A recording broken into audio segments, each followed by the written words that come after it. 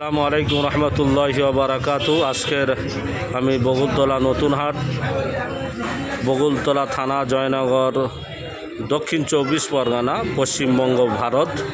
যে প্রতিবন্ধী মাদ্রাসা হয়েছে আজকের, আমাদের মাওলানা হাসিবুর সাহেব আমার খুব কাছের সাথী, একসঙ্গেই পড়াশোনা করেছি। ওনার কাছে এই মাদ্রাসার বিষয়ে কিছু কথা শুনবো ইনশাআল্লাহ। আসসালামু আলাইকুম রহমতুল্লাহ। সম্মানীয় ভাইয়েরা, আলহামদুলিল্লাহ আমাদের সাথী খুব আশা আকাঙ্ক্ষা নিয়ে মাদ্রাসা ঘুরেছেন। আমরা যথেষ্ট দেখেছি মাদ্রাসার পরিকাঠামো খুব সুন্দর।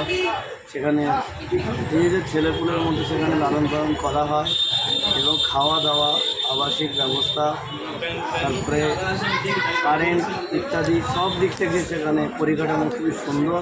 আলহামদুলিল্লাহ আপনাদের অনুদান কোনো সময় বিফল যাবে না।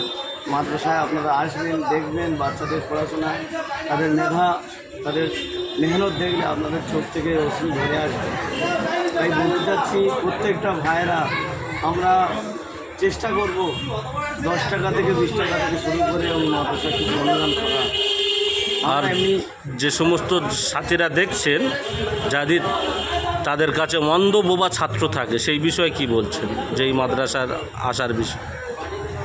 দেখেন, অনেক চোখওয়ালা ছাত্র আমরা দেখেছি, বা আমরা পড়ার জামানায় আমরা চোখওয়ালা ছাত্রদের দেখেছি, তারা পড়াশোনা করেছে।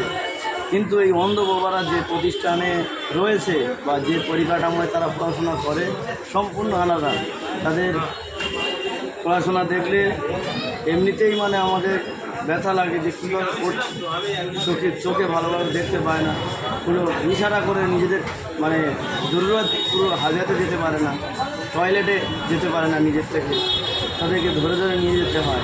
কিন্তু সেই অন্ধ, অচল, একদম অপারগ ছাত্ররা পড়াশোনা করবে, আপনারা দেখলে